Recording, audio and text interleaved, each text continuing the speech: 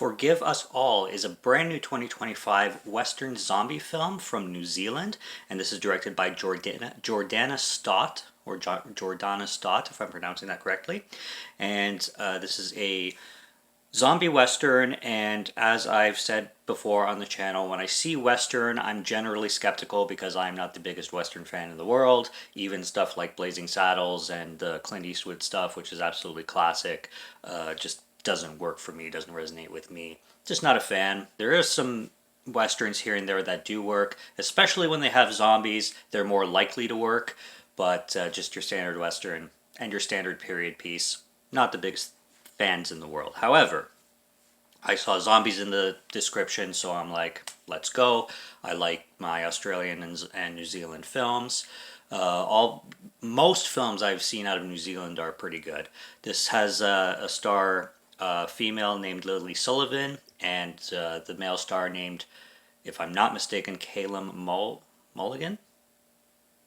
Probably mistaking on his name. They're your two leads, basically. And what we have going on here is we have Lily Sullivan's character, and I do forget names of the characters in the films, but the female character, played by Lily Sullivan, is living with her father, and this is post-apocalyptic. She just lost her daughter. The film opens up with a tragedy showing her daughter. I love the practical effects, first of all, in this film. They're for the win, and the way they dress up the zombies and make them look is fantastic. So you have this tragic opening where she's kneeling at a grave, and that you can tell what's buried underneath, and she's isolated in this farm that has security. And you have this film plays around with I forget the name that they give for the government in the film, but basically they're the people responsible for creating camps and putting people in rescue camps and yada yada, but we all know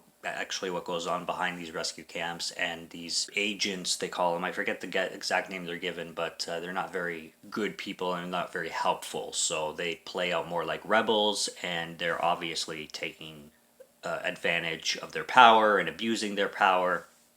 Your standard post-apocalyptic stuff.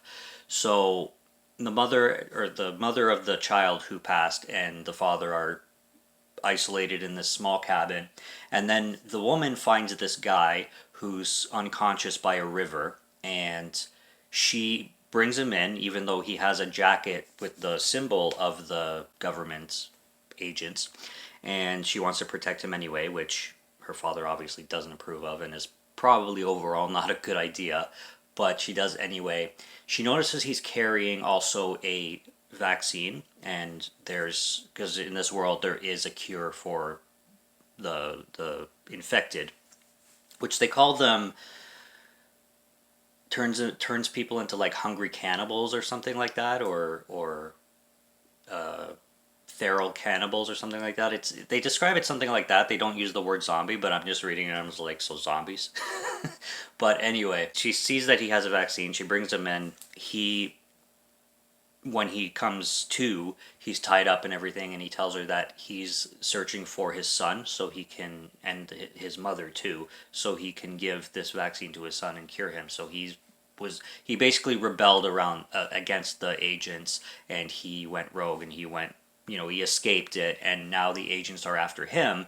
So being that he's in the rural isolated place where the girl and the father were staying, now I don't know exactly the appropriate, because I forget what they were called. It's a 3-letter acronym, but so now we have these agents chasing the guy, and the woman takes it upon herself to help the guy out because she lost her daughter. She understands totally what it's like to have a sick child and a child who's dying, so she aids him in going to, through the land where they're being hunted, essentially, for him to go take this vaccine to his son and the mother who's caring for him, and then everything ensues from there. It is a cool film.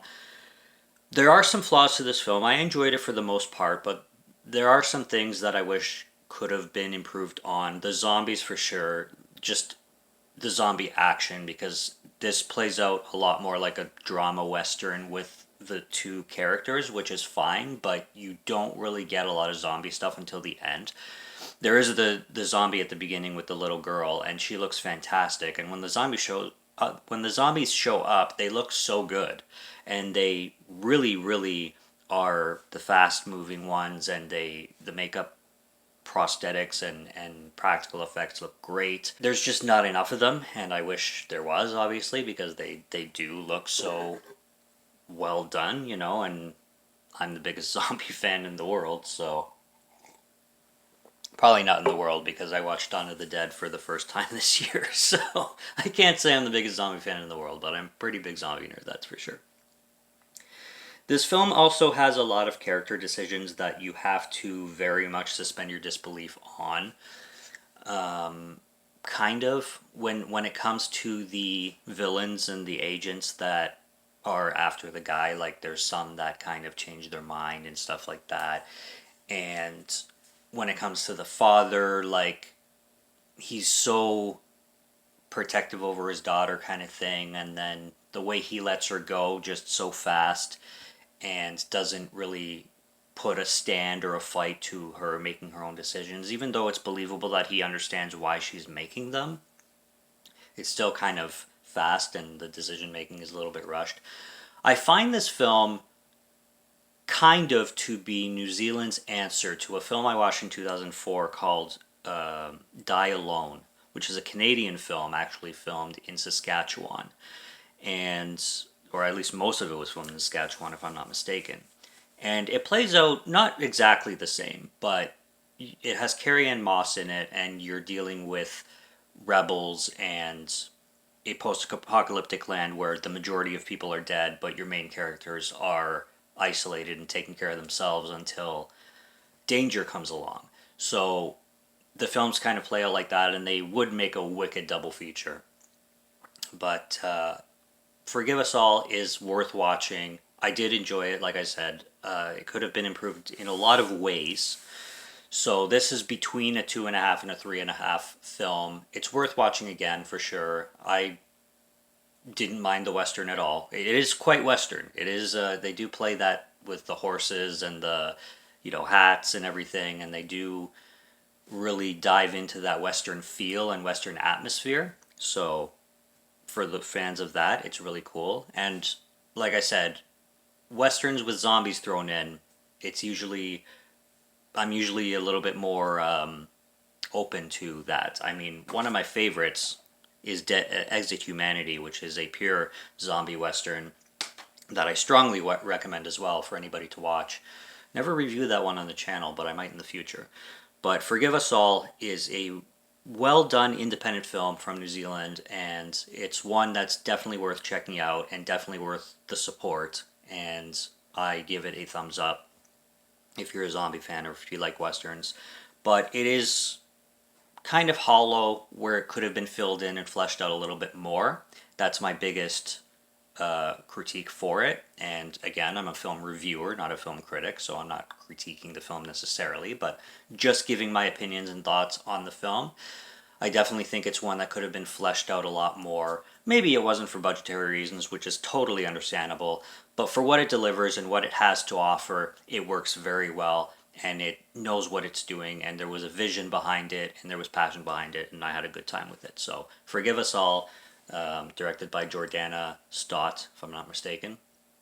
And yeah, it's a cool flick. So go check it out wherever you can find it to rent or stream. And subscribe to Morgan Film Fan if you like to listen to my voice or if you like my film reviews. I'll be back with more soon, so stay tuned for those. Check out what's on the channel already. Stay tuned for what's coming. Until next review. Have a good one. Take care and cheers.